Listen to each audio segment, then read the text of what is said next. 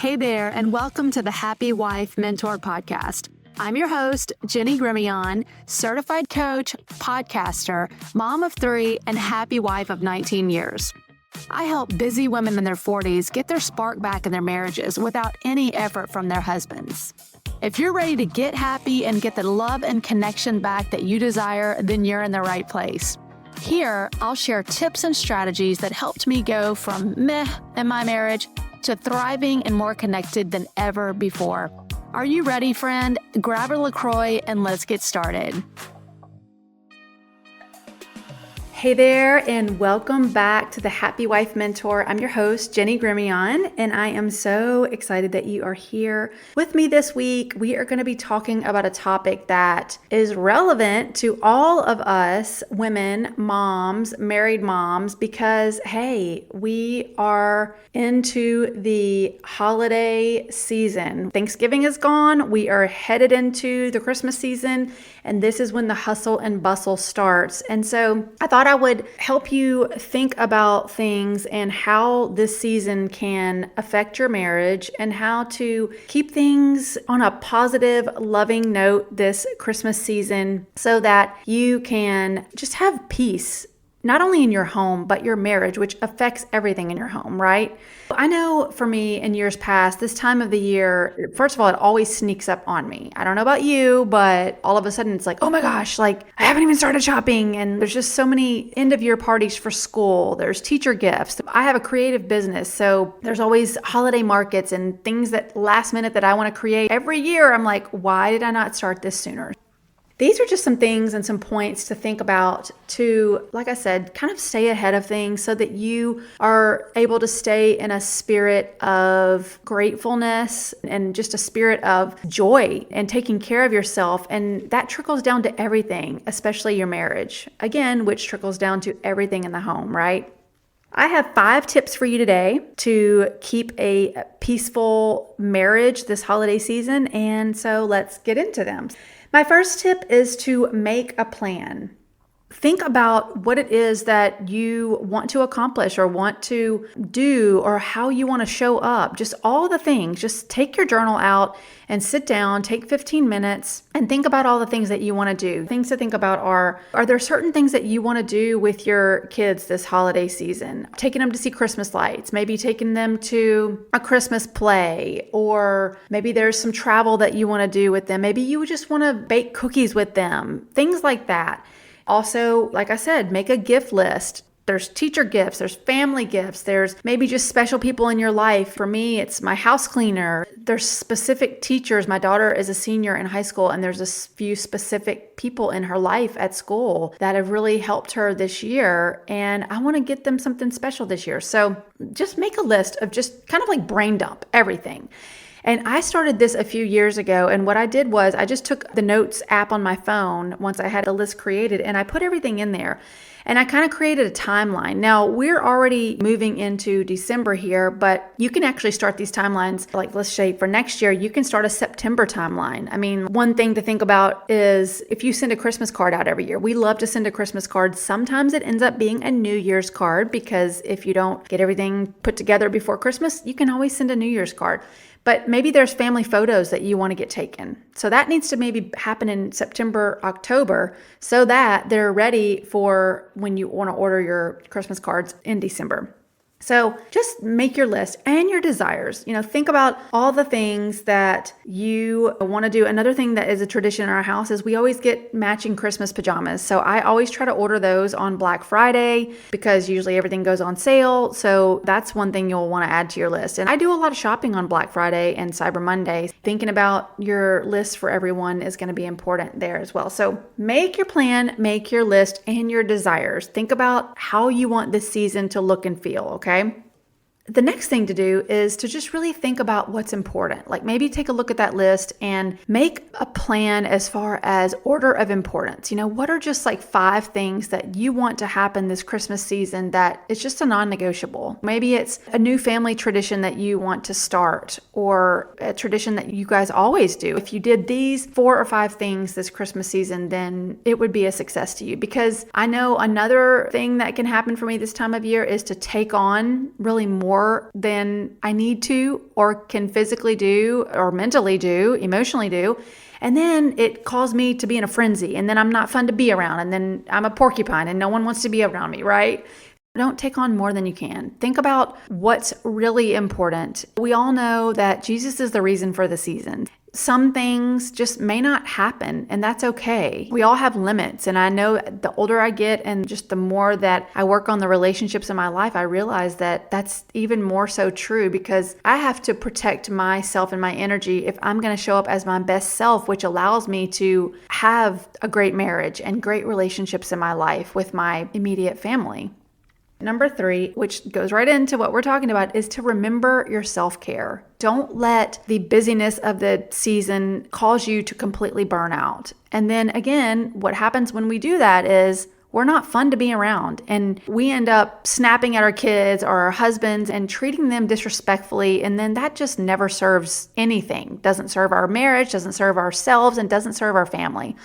As always, you want to make a list of 3 to 5 things every day that you are doing to take care of yourself and make yourself happy, which elevates your mood and puts you in a state of mind of gratitude and also able to handle things that get thrown at you this time of year, especially. A lot of people are under a lot of stress this time of year, and if your cup's not filled up from just taking care of yourself and really pouring into yourself, then it's harder to deal with those around us when maybe they're not at their best, especially this time of year. So make sure your self-care is on point.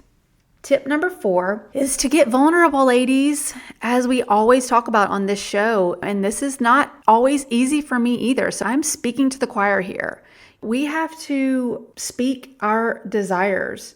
We have to ask for help with what we need and also what we want, right? There's a way to do that, specifically in marriage that we're talking about here. The I would love statement. Maybe there is something that you would like this Christmas season. So for me, I grew up in another state. I grew up in Tennessee. So there are years where we go up to Tennessee for Christmas. We're not doing that this year, but there are times that we do.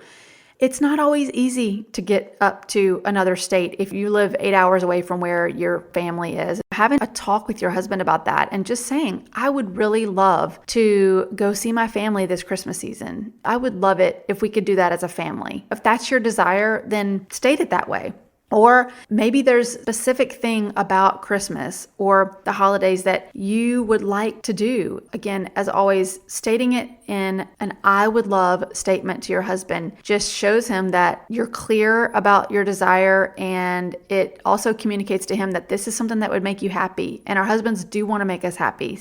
Release expectation around it, right? Because things aren't always going to work out exactly how we want them. But being vulnerable and stating what you actually want and desire is the best way to go because, again, you lay it out there and your husband gets to see what you want. We have to trust that our husbands want the best for us and they do want to make us happy. I've seen that time and time again, and I know that's true for me, and I trust that it's true for your situation as well. So we need to do that. And then, is there anything that you need help with? Again, we're not superwomen. I know for me, and probably most of you that are listening and attracted to this show, we think we're superwomen. We try to be. We have been in the past. How's that working out? We need help. Think about those situations in your holiday planning list that just feel a little overwhelming. Do you typically host 20 or 30 people at your house and you end up finding every year you do this, you run around ragged, and by the time you guys sit down to eat Christmas dinner, you are absolutely exhausted, and thinking about that this year just really, really makes you cringe? Well, maybe you need help. How can you ask for help? What can you do to lighten your load? Maybe it doesn't need to be at your house this year. It can be at your house, but you're going to need everyone else to step up, and you just can't prepare everything and then clean everything up yourself this year like you normally do. Ask for what you need. Ask for help. And then number 5, and this is a very powerful one, is just to let go of perfectionism this Christmas season. Be in the flow and be present. Life is not perfect.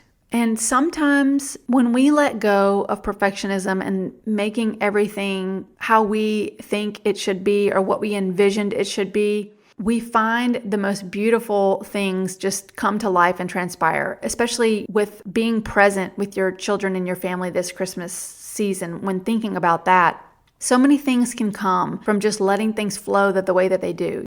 We've all kind of like gotten into this thinking of just this picture perfect life. And I think a lot of that is the influence of social media and comparison. You see every family, especially this time of year, all the influencers that we all love to watch, even though logically we know that this is not real life, but our subconscious really wants to try to live up to what we're seeing online. And we have to remember that that's not reality. They look like all perfect and they're all matchy and the dog's even smiling and their house is perfectly curated and all the things, right?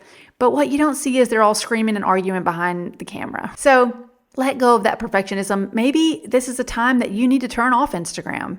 Let's just try to not compare this Christmas season. Let's be grateful for what we have in our homes, with our marriage, with our family, our children, and not compare ourselves to others and really just be present. Let's just be grateful and be present with our family in our marriage this Christmas season. As a recap, we're going to go through the 5 tips again to having peace in your marriage this holiday season. So number 1, you're going to make a plan. You're going to list out your desires and just things that you want to see and what you want to have this Christmas season look like in your home and in your family. Number 2, you're going to think about what is really important. You're going to prioritize. Don't take on too much. Think about, man, if these 5 things happened and we did this and it looked this way, it would just be amazing. So prioritize everything that you have on your list. Number 3 is to remember your self-care and to take care of yourself this Christmas season first so that you can show up the way you want to in your marriage and in your relationships. Number 4 is to get vulnerable. Ask for what it is that you really want this Christmas season and also ask for help. Don't take on more than you can handle. It's okay to ask for help and you deserve that and you owe that to yourself. And then number 5 is to let go of perfectionism. Stop comparing, be present, and just be in the flow this Christmas season. Let things just transpire, be present. Really just be grateful for what all God has given you and your marriage and your home and your family, and don't compare yourselves to others. I hope that this list helped you think about how you want things to look this Christmas season and holiday season. And I hope that it really helps you keep the peace in your marriage and in your home. As always, I'd love to hear from you. You can email me at coaching@jennygremillion.com. If this helped you today, please share this with someone else that might need to hear it. I'm just thankful for all of you listeners, and I just pray that you will join me back here again this time next week. Until then, take care. Bye-bye. Hey girl, I hope this